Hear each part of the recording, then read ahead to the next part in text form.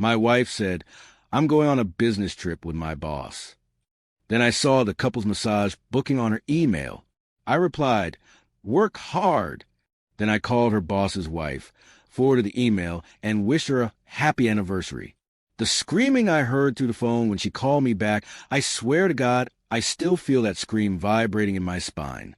It didn't even sound human at first, more like something ripped straight out of someone's soul. But I'm getting ahead of myself. My name is Daniel, 37 now, but 36 when all of this detonated. I work as a senior city planner in Colorado. Not glamorous, not flashy, but methodical, predictable, grounded.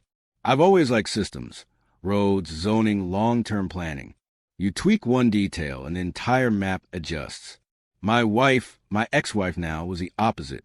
Her name was Brooke, 34, beautiful in the kind of way that took over a room, ambitious like a wildfire, charming until she wanted something you couldn't give. She worked in high-end commercial real estate. Deals, developments, networking, cocktail parties where everyone pretends to like each other. She loved it.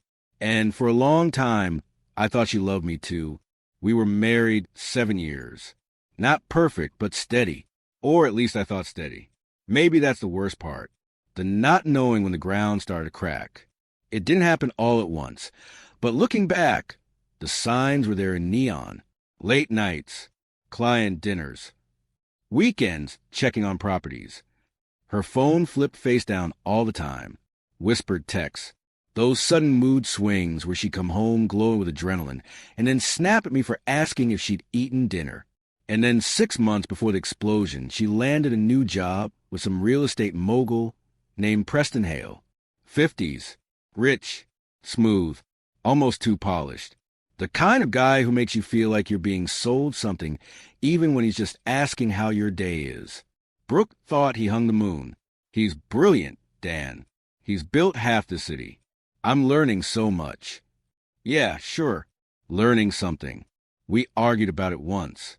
I told her she seemed different, distracted, irritable. She told me I was being insecure, that I didn't get her world, that I was being small. I backed off. I always backed off. One night, she came home at 12:47 a.m., heels in her hand, hair messy, smelling like wine and some perfume that wasn't hers. I asked if everything was okay. She told me I was suffocating her. I didn't push. I should have. God, I really should have. The night before everything went nuclear, she rushed into the house with this manic excitement, almost trembling, kissed me on the cheek like I was her elderly uncle, and poured herself the biggest glass of wine I'd ever seen her drink. Huge news, babe, she said, almost vibrating. Preston is taking me to this coastal developer summit. Just me and him. It's massive. If we land this, it's the biggest contract the company's had in years. It's huge for my career. Just you and him? I asked, trying to keep my voice neutral. Don't start, Dan, she snapped immediately. Seriously, don't be that guy. It's work.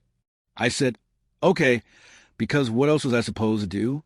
But I felt something go cold inside me, like a quiet shift of gears. The wrongness didn't come crashing in. It settled like dust on untouched furniture. The next morning, she was showering before work, and I went to check the weather on our shared iPad. It was sitting on the counter. I wasn't snooping. Genuinely wasn't. But notification popped up, an email from Serenity Cove Resort and Spa. Subject: your couple's renewal package confirmation. Couples. My blood went ice. I opened the email. There was in clean, crisp font. Dear Brooke, we are thrilled to confirm your couple's renewal retreat package. 90-minute aromatherapy massage. Private grotto soak. Champagne and strawberries. And the guests listed Brooke Parker and Preston Hale. Thursday. The exact day she was leaving for the summit. I didn't yell. Didn't cry. Didn't even breathe for a second. I just stared at the screen as something deeper than anger pressed itself into place. A kind of cold clarity. A planner's instinct. You don't blow up the system. You document it. I needed more information. Preston was married to a woman named Eleanor Hale. Socialite. Big charity name. Her Instagram was public.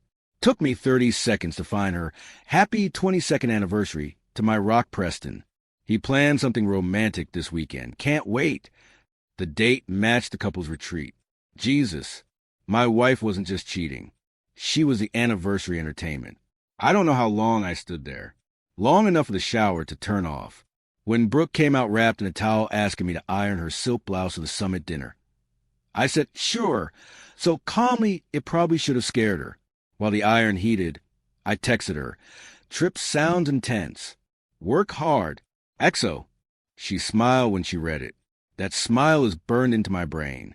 When she left for work, I researched Eleanor's charity, found her contact email and direct line, forwarded the spa confirmation with the subject, Happy Anniversary, and wrote, Hi, Eleanor. I think our spouses coordinated something special for your anniversary. You may want to see this. All the best, Daniel. Then I called the most ruthless divorce attorney I could find. 10 minutes later, my phone rang. A known number. I ignored it. Then my wife called. I picked up and immediately heard screaming so intense I held the phone away from my ear. A woman's voice shrieking bloody murder. You piece of garbage, Preston. I will end you. Brooke's voice came through next, high and panicked. Daniel, what did you do? What did you do? Oh my God, why would you do that? Hi, Brooke, I said calmly. What's wrong? Sounds busy over there. Eleanor came to the office. Preston's locked in his office. She's screaming. The board. Daniel, what did you send her? The couple's massage confirmation. I said, I just wanted to wish her a happy anniversary. A gasp. A sob. You bastard. You spied on me. It popped up on the iPad, Brooke. You booked a couple's retreat with another woman's husband. More screaming in the background. Eleanor's voice roaring. Get her out of this building. Daniel, please. Brooke sobbed. Please fix this. Tell her it was a misunderstanding. A team-building thing. She's going to have my job. Daniel, I'm going to be fired. Sounds like a natural consequence. I said, You ruined my life. No, I told her. You did. 2 weeks later, Brooke had been fired. Preston, too. Eleanor was apparently on the board and moved faster than I thought possible. Their assets frozen, divorce filings public, everything out. But my problem was Brooke. I had to meet my lawyer at the house. My house, bought 5 years before I even met her, deeds solely in my name, to start inventory for the separation.